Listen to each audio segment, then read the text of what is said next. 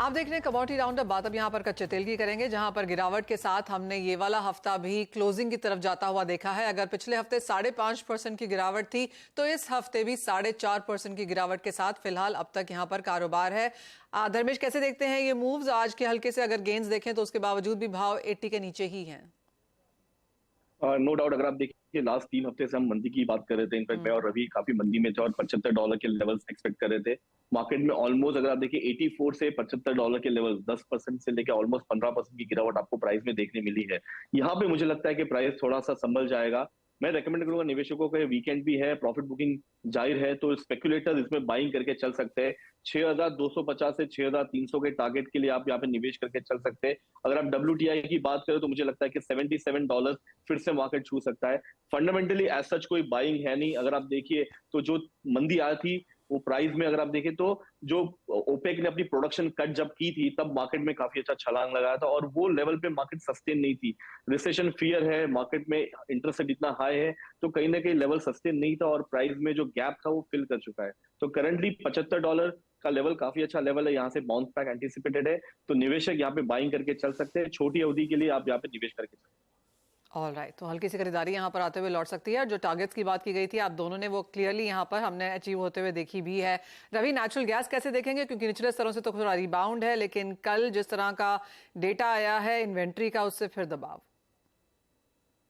जरूर से वहां पे ऑफ सीजनलिटी है। मुझे लग रहा है क्रूड बेटर ऑप्शन है। वो जो ब्रांड का 78 से 88 का रेंज है, वही रेंज में मैं एक्सपेक्ट कर रहा हूँ और अभी बॉटम रेंज पे, तो यहाँ से क्रूड में थोड़ा अपॉर्चुनिटी मुझे अच्छा दिख रहा है। बट नेचुरल गैस में जिस हिसाब से इन्वेंट्री का बिल्डअप यूएस में आता हुआ दिखा है और यूरोप में ऑलरेडी अपने स्टोरेज लेवल 85 के ऊपर है, तो मुझे लग रहा है कि ज्यादा तेजी सस्टेन नहीं होनी चाहिए। कुछ बाउंस बैक के सेलोन राइस का स्ट्रेटेजी वहां पे रखना चाहिए, क्योंकि ये ओवरसोल्ड था तो इस हिसाब से थोड़ा प्राइसेस में उछाल देखने को मिला है। बट मुझे नहीं लग रहा है कि 200 के ऊपर वो सस्टेन होना चाहिए। 197 198 का बेच के चले, ऊपर 202 का स्टॉप लॉस। डाउन साइड मुझे लग रहा है कि 180 तक के लेवल वहां पे दिखने चाहिए। मुझे क्रूड लग रहा है कि वहां पे एनर्जी पैक में वो आउट परफॉर्म कर सकता है। 6000 का इंडियन मार्केट में बॉटम मान के चले, अपर साइड 6400 तक के लेवल की मैं उम्मीद कर रहा हूँ।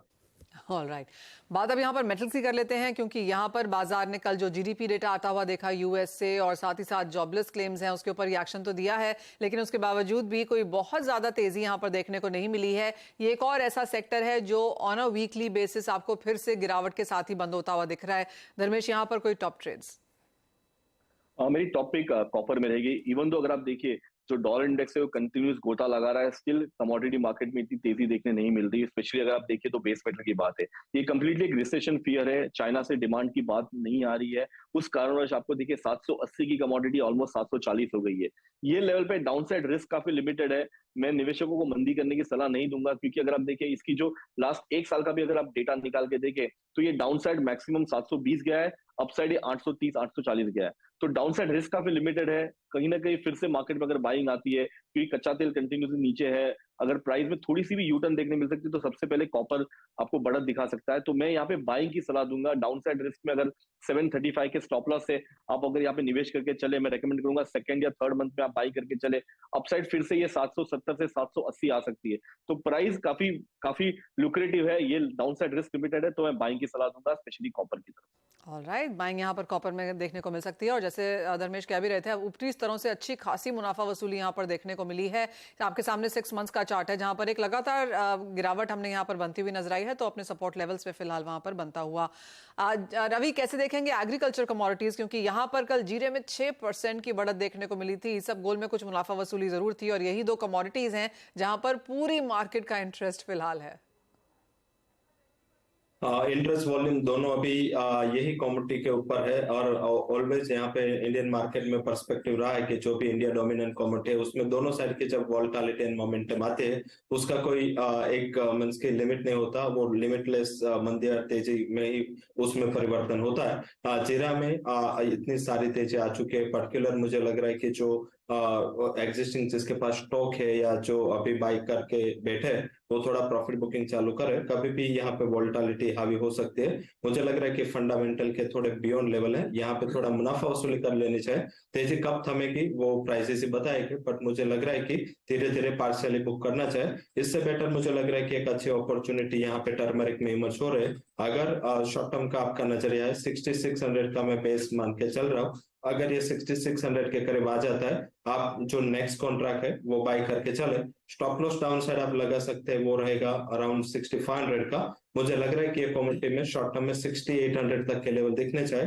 तो बाय एंड डिप्स करना है तो टर्मरिक में करना है। अगर सीजन की बात करें तो मुझे लग रहा है कि यहाँ पे अगर कोई एक्सटेंड करे ये तेजी तो 6900 तक भी ये रैली एक्शन हो सकते हैं। तो अच्छी कमोडिटी अपॉर्चुनिटी वहां पे दिख रहे हैं। स्पाइसेस पैक में शॉर्ट टर्म में अपॉर्चुनिटी लेने ट्रेडिंग के लिए मुझे ये लेवल पे तनिया में बाइंग लेवल दिख रहा है। 6400 के करीब प्राइसेस चल रहे हैं, बाई करे तनिया। स्टॉप लॉस लगा है अराउंड 6280 का। मुझे लग रहा है कि ट्रेडिंग पर्सपेक्टिव से 6580 तक के लेवल दिखने चाहिए। तो जीरा को अवॉइड करें, बट टर्मरिक एंड तनिया दोनों कमोडिटीज में मुझे लग रहा है कि थोड़ा पेयरिंग ट्रेड रहेगा और एक यहाँ पे शॉर्ट कवरिंग देखने को मिल सकती है। All right. और क्लियरली आज तो अच्छा दिन भी है यहाँ पर धनिया के लिए। करीबन 2 से 2.5% की तेजी के साथ कारोबार और बाइंग रिकमेंडेशन अब भी यहाँ से भी आती हुई। बहुत शुक्रिया रवि साथ जुड़ने के लिए। धर्मेश आपका भी। मुझे भी दीजिए इजाजत। ब्रेक के बाद यहाँ पर फोकस डालेंगे इक्विटी मार्केट्स की।